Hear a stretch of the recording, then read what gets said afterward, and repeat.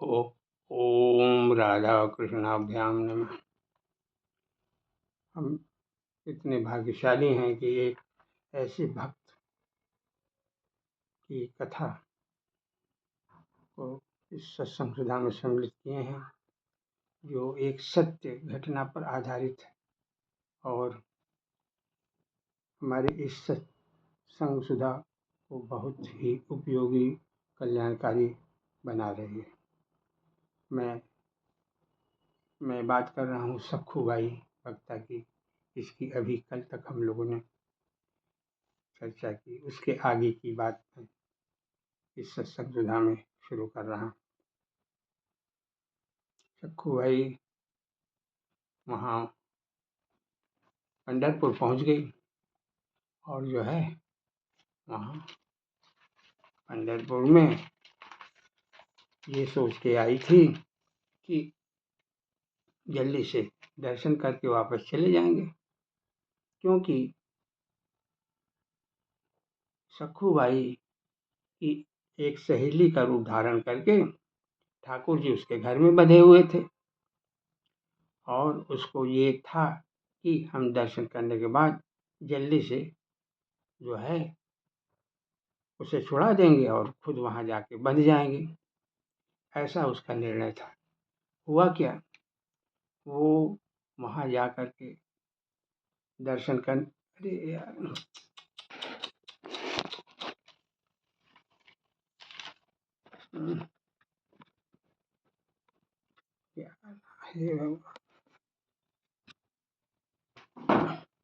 वहाँ जा कर के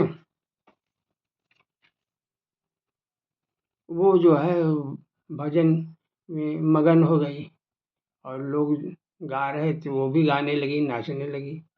और देखते देखते 1-2 दिन नहीं, 15 दिन बीत गए।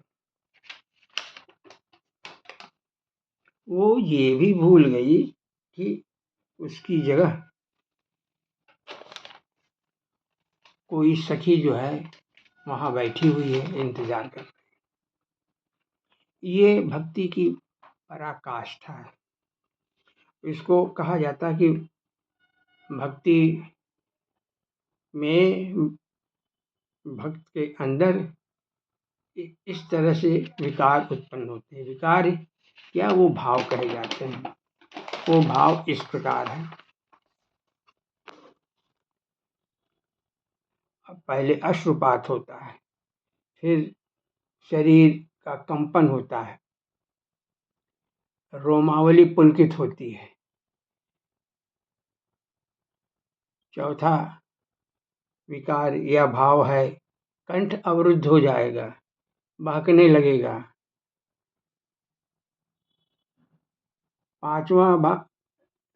पांचवा विकार या भाव है कि स्वरभंग हो जाएगा, उल्टा पुल्टा जो है वाणी निकलेगी। अगला विकार है कि शरीर स्तंभित हो जाएगा, जड़ हो जाएगा।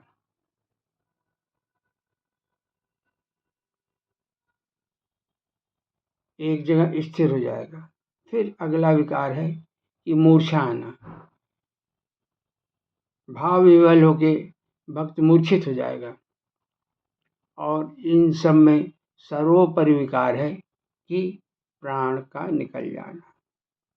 तो ये भक्त की अलग अलग जो है स्थिति या भाव या विकार हैं, और परमोत्कृष्ट भाव यही है कि भक्त के प्राण निकल जाते हैं उसकी चरम स्थिति में।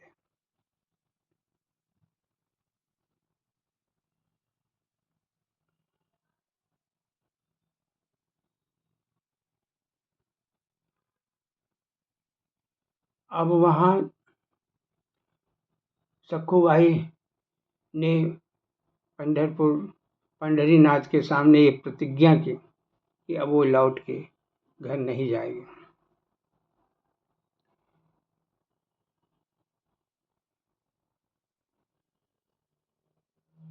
और मुझे तो अब जीवन भर आपके धाम में ही रहना है। धन्य है सखूबाई की भक्ति। वो केवल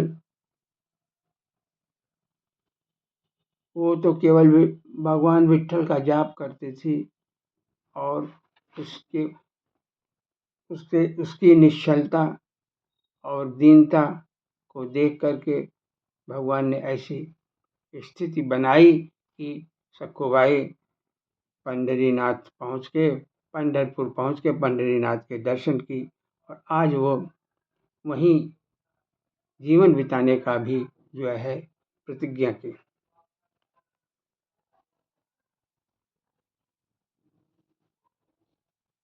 और ये जब करते करते एक स्थिति आई कि सखुबाई ने पंढरपुर में अपने इष्ट पंढरीनाथ के समक्ष प्राण त्याग दिए।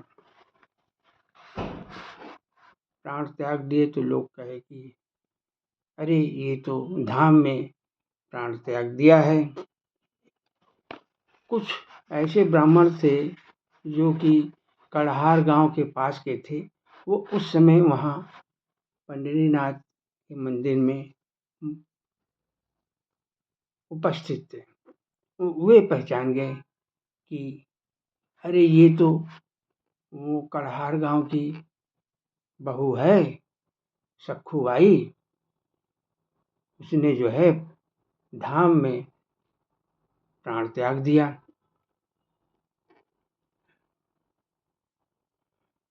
और उसकी तारीफ करने लगे कि धन्य है इसकी भक्ति, जो इसने जो है ऐसी प्राण त्यागने के लिए इतना पवित्र जगह चुना। और जब कोई अपना प्राण त्यागता है किसी धाम में तो उसके सारे संस्कार वहीं किए जाते हैं, क्योंकि धाम से बढ़िया जगह कोई मानी नहीं जाती कि प्राण त्याग दिया धाम में और संस्कार अन्य संस्कार जो है अन्य जगह किया जाए। तो वहाँ के लोगों ने सखुबाई का अंतिम संस्कार किया।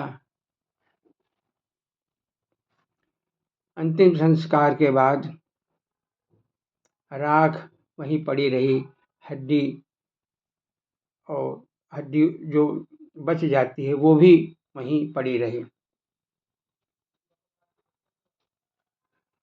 अब समस्या जो है, सखुबाई ने तो अपना जो है निर्वाण एक तरह से प्राप्त कर लिया, लेकिन समस्या हो गई रुक्मिणी जी को।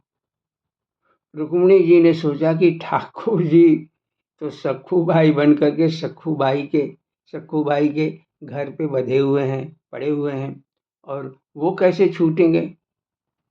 रुक्मिणी जी जगत जननी सर्वशक्तिमान माँ जगदम्बा थी। उन्होंने क्या किया, सखुबाई की राख और हड्डी उड्डी को लिया और उस पर जो है उन्होंने सोचा कि इसको जो है अपने प्रभाव से मैं जीवित कर दूं।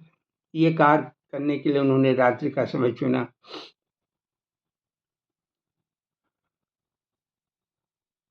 भाई जगदम्बा रुक्मिणी हो, सीता हो, राधा हो, मूल रूप से तो सगुण ब्रह्म की साकार रूप एक ही हैं। उद्भव स्थित संहार कारिणी क्लेशहारिणी सर्वश्रेयस करीम सीताम रतो न तो हम राम वल्लभा। तो वो सभी कार्य करने में समर्थ थे। उन्होंने जब सखुबाई की राख और हड्डी को लेकर उस पर जल छिड़का तो सखुबाई जीवित होकर खड़ी हो गई।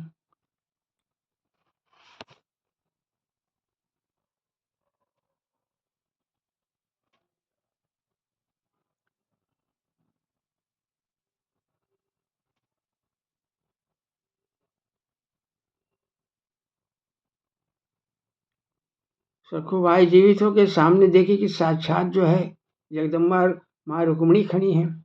उनके चरणों पर गिर पड़ी सखुबाई। भाव विवल होकर आंखों से आंसू निकलने लगे। तो माता रुक्मिणी ने कहा, देखो तुम्हारा प्रण पूरा हुआ। तुमने कहा था कि हम जो है अपने इष्ट के आगे ही पूरा जीवन व्यतीत करेंगे और वहीं प्राण त्यागेंगे। तुमने प्राण त्याग दिया तो तुम्हारा प्रण तो पूरा हुआ, अब तुम मेरा प्रण पूरा करो। सखूबाई फिर जो है पैरों पे गिर पड़ी कि मैं आपका प्रण क्या पूरा करूँगी, मैं तो एक बहुत मामूली नारी हूँ।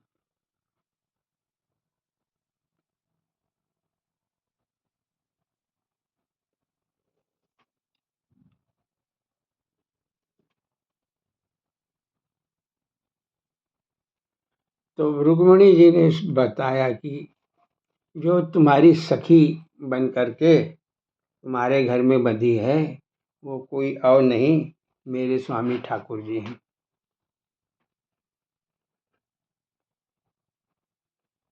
तुम जो है घर जा कर के घर जाओ और मेरा आशीर्वाद है कि तुम्हें कोई कुछ नहीं कहेगा और तुम जो है और न कोई तुम्हें कष्ट देगा।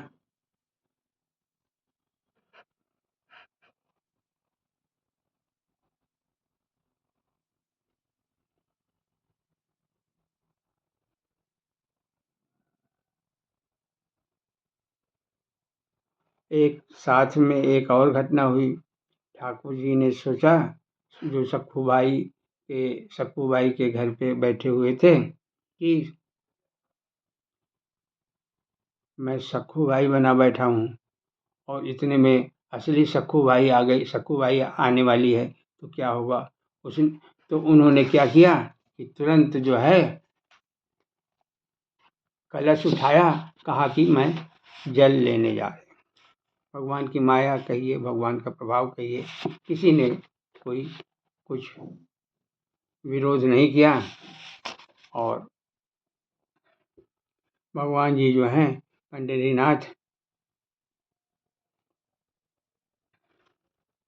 वो कलश लेकर के बाहर निकल गए।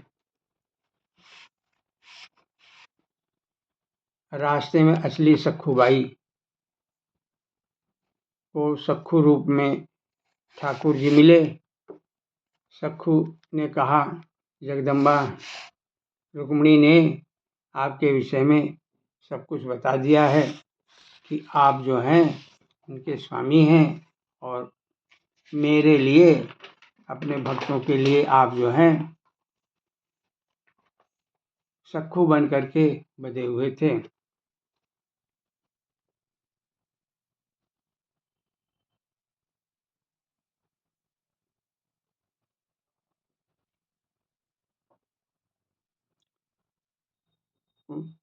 भगवान पंढरीनाथ ने आश्वासन दिया कि अब तेरे को कोई कष्ट नहीं देगा, तू यहीं रह और तेरे को मेरा दर्शन यहीं हुआ करेगा। और जब भगवान ने ऐसा आश्वासन दिया तो असली सखूबाई घर आई और घर पर देखा कि सबका जो है व्यवहार बदल गया है, सब प्रेम से बातें कर रहे हैं।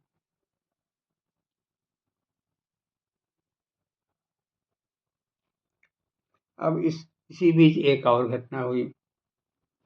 जिन ब्राह्मणों ने पंढरपुर में धाम में सखूबाई को प्राण त्यागते हुए देखा था और वहाँ उसका अंतिम संस्कार किया गया, ये देखा था, तो उन ब्राह्मणों ने सोचा कि चलें सखूबाई के घर, बता दें कम से कम। तो वो आए और सखूबाई के घर का तो माहौल बदल ही गया था। वो आए और आवाज़ लगाए तो उसके सास ससुर बाहर निकले। तो वो ब्राह्मण जो आए थे उन्होंने कहा कि भाई आपकी बहू जो है वहाँ प्राण त्याग दी धाम में, उसका अंतिम संस्कार वहाँ कर दिया गया। हम जो हैं आपको सूचित करने आए हैं। अब यहाँ आपको कोई जो है अन्य कार्यक्रम करना हो तेरे ही आदि तो आप करें, वो आपकी श्रद्धा भक्ति है।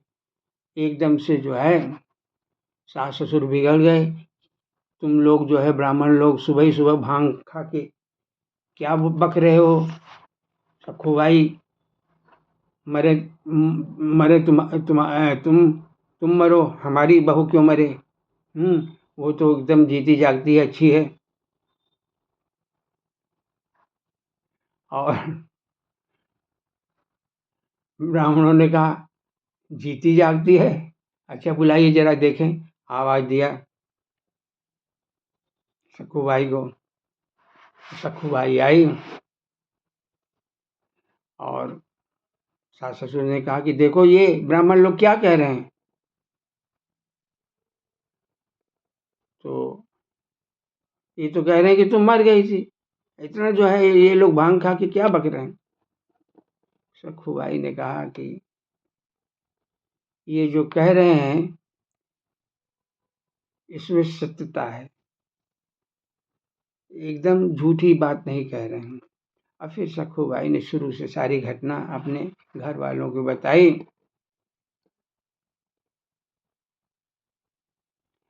कि उसने देह त्याग दिया था, फिर उसके बाद रुक्मिणी जी किस तरह से उसको दोबारा जीवित की, क्योंकि रुक्मिणी जी के स्वामी ठाकुर जी मेरे स्थान पर इस घर में बंधे हुए थे, तो मुझे वो कार्य करना था। मैं उन्हें जो है यहाँ से मुक्त कराया, मुक्त की उनकी आज्ञानुसार, और उनकी कृपा से मैं जीवित हूँ। और हमको हमारा जो उद्देश्य था वो भगवान की भक्ति, तो भगवान की भक्ति भी प्राप्त मुझे हुई, उनके दर्शन भी हुए और माता रुक्मिणी की कृपा भी मुझे मिली।